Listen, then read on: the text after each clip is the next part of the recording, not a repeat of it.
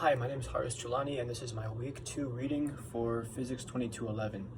So this week's edX video has primarily covered two topics. About half of them were about lab procedures, such as post-lab reports and softwares that we have to use, like GlowScript and Tracker. And the other half was about kinematics, specifically regarding Newton's second law and concepts such as momentum, velocity, and position. So the main physics ideas for the week were how forces act upon objects and how these impact the position and velocity of the objects. So in terms of when you have an object sitting at rest, it can't move unless there's a force that acts upon it. And this force acting will cause a change in the velocity. So constant velocity then can only happen when there are no forces acting upon an object, and any change in velocity is indicative of some force acting upon an object. This can be represented through two laws. We have one law saying that velocity final is equal to velocity initial plus acceleration times time, and another law that says the final position is equal to the initial position times the average velocity times time. Plus the average velocity times time. So through both of these laws, we can see that forces impact both the velocity and the position of an object, as force impacting this object will change its direction and speed of movement, and this will in turn change its position based on how it's moving. So the majority of these topics are a review for me, as I learned about Newton's laws and kinematics in high school, but one new and interesting topic that I learned about was how vectors can be used to represent all of this information.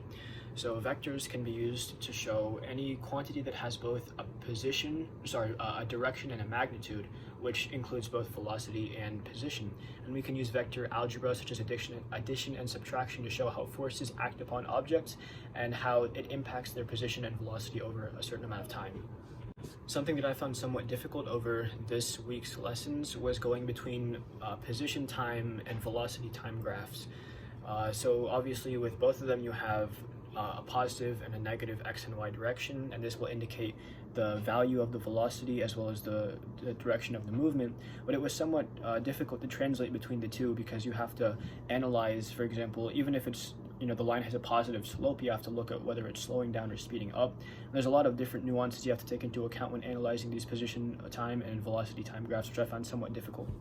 In terms of resources that helped me understand the position time and velocity time graphs, I used Khan Academy, which has some very useful physics information, and just practicing on there allowed me to get a better grasp on distinguishing between these two types of graphs and interpreting how each of them represent force and velocity and the way that those act upon the object, which is represented by the graph. Another portion that was touched upon in this week's lesson was the spring constant and spring forces. So this can be represented with Hooke's law, which basically says that the spring force is equal to the spring constant times the change in position the change in length of the spring.